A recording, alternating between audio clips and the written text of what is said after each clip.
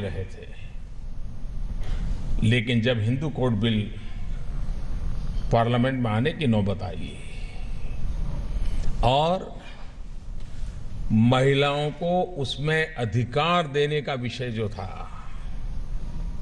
संपत्ति में अधिकार, परिवार में अधिकार, महिलाओं को इक्वल राइट देने की व्यवस्था थी उसमें, क्योंकि बाबा साहब आंबेडकर किसी को भी वंचित, पीड़ित, शोषित देख ही नहीं सकते थे। और यह सिर्फ दलितों के लिए नहीं था, टाटा बिरला परिवार की महिलाओं के लिए भी था और दलित बेटी के लिए भी था। यह बाबा साहब का विजन देखिए। लेकिन उस समय की सरकार इस प्रोग्रेसिव बातों के सामने जब आवाज उठी तो टिक नहीं पाई।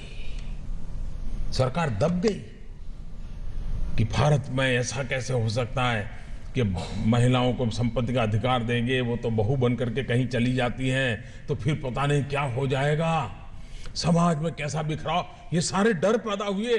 50 प्रकार के लोगों ने अपना भय व्यक्त किया। ऐसे समय बाबा साहब को लगा कि अगर भारत की नारी को हक नहीं मिलता है तो फिर उस सरकार का बाबा साहब हिस्सा भी नहीं बन सकते, और उन्होंने सरकार छोड़ दी थी।